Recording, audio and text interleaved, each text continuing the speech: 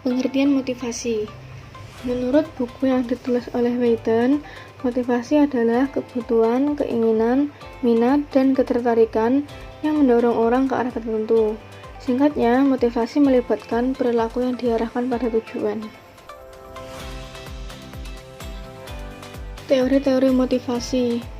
Ada yang pertama yaitu teori insting atau naluri.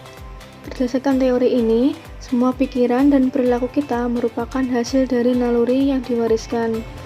Insting di sini diartikan sebagai kekuatan biologis bawaan yang mempengaruhi organisme untuk berperilaku dengan cara tertentu dalam keadaan yang tepat. Yang kedua, ada teori drive reduction. Drive di sini diartikan sebagai dorongan berperilaku untuk memenuhi kebutuhan tertentu. Nah, berdasarkan teori ini, organisme berusaha untuk mengurangi dorongan tersebut. Terdapat dua jenis drive.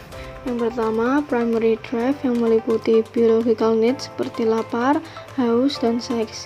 Yang kedua, secondary drive yang bukan merupakan biological needs.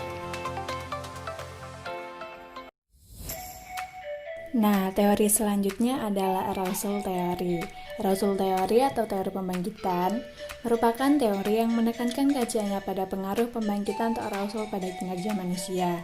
Teori ini menjelaskan bahwa secara umum kinerja individu dapat menjadi maksimal pada tingkat pembangkitan menengah. Sebaliknya, kinerja individu akan menurun pada pembangkitan tingkat tinggi atau pada tingkat pembangkitan level rendah. Jadi, hubungan antara tingkat pembangkitan dengan kinerja adalah dengan pemberian tingkat kesulitan tugas untuk diselesaikan. Tingkat kesulitan tugas itu sendiri dapat dibagi menjadi 3 tingkat, yaitu tingkat kesulitan tugas yang terlalu rendah, sedang, dan terlalu tinggi. Individu cenderung berkinerja baik pada tugas yang memiliki tingkat kesulitan menengah. Berlin mengemukakan bahwa fenomena itu sesuai dengan hasil penelitian yang menunjukkan bahwa seseorang cenderung selalu mencari tingkat rangsang yang bersifat menengah. Secara umum, teori ini mendukung pendapat teori ahli sejarah Arnold Toynbee yang berpendapat bahwa suatu peradaban akan mengalami perkembangan pesat hanya pada lingkungan yang memberikan tantangan yang bersifat menengah.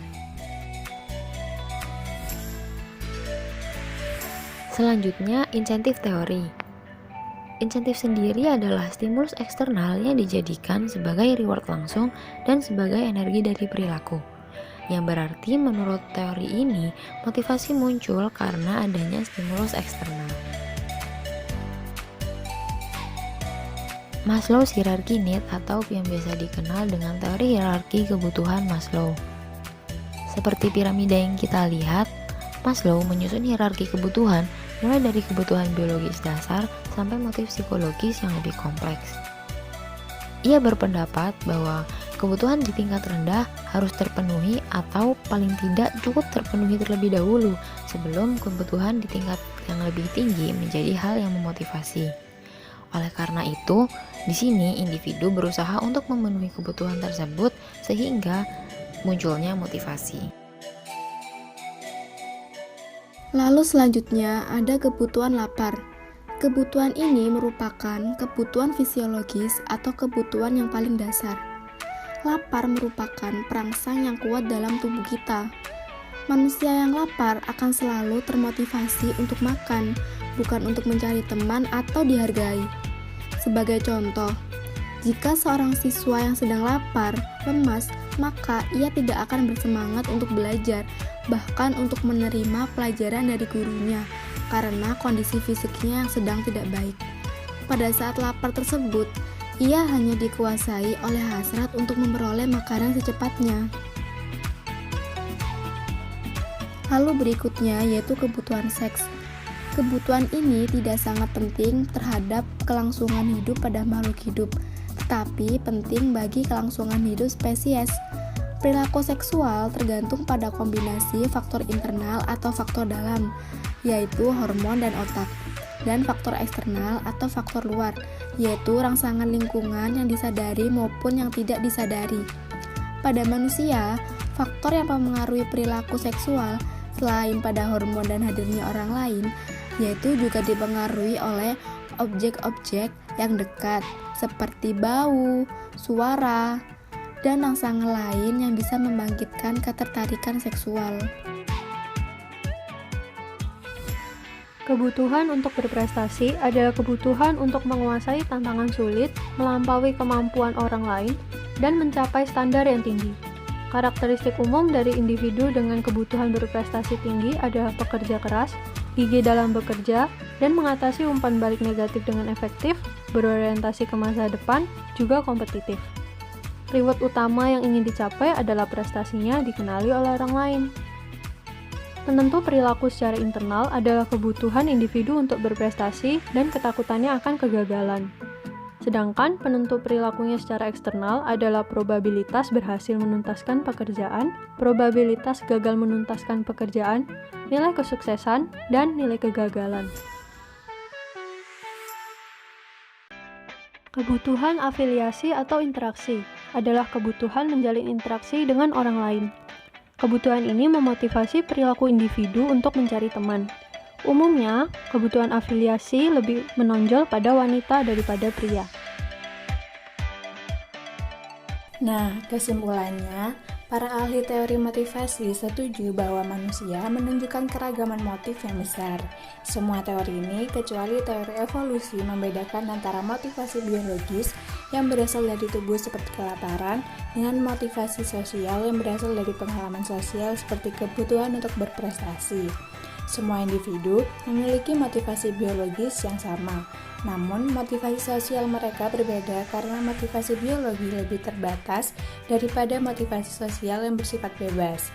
Motivasi sosial bergantung pada sejarah pribadi individu masing-masing.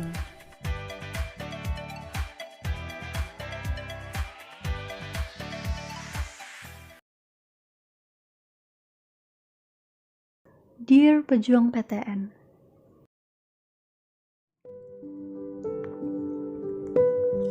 buat lo yang suka insecure sama temen lo yang lagi ambis, udah ya insecure-nya.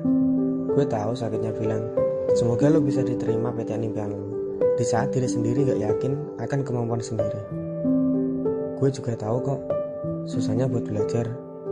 Ketika kata nanti udah muncul, dapat dipastikan ada hambatan besar bahkan sebelum memulai. Gue tahu kok, kekhawatiran kalau gak diterima di PTN impian rasanya tuh kayak diputusin pas lagi sayang-sayangnya. Gue juga tahu rasanya iri sama orang yang tiap hari kelihatan gak belajar tapi tetap pintar. Gue juga tahu perasaan tertekan dari lingkungan sekitar yang memaksa kita untuk bisa diterima di PTN-PTN favorit. Gue selalu membayangkan seandainya gue gak diterima di PTN dan gue memilih gap year, akan ada banyak orang yang bertanya, kuliah di mana? Belum lagi saudara yang seumuran sama lu udah diterima di sebuah PTN.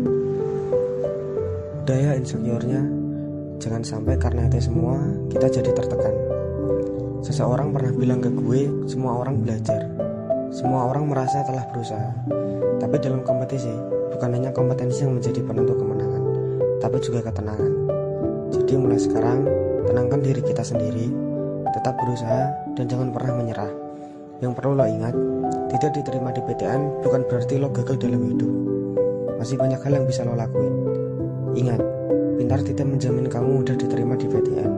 Malas jauh lebih sulit. Jadi ya, kalau nggak bisa jadi pintar, setidaknya tidak jadi malas. Semoga lo dan kita semua bisa diterima di PTN impian masing-masing. Semoga lo dan kita semua nggak merasa salah jurusan, dan semoga kita semua meraih kesuksesan masing-masing. Kalau kata Bondan Prakoso, everything is gonna be okay.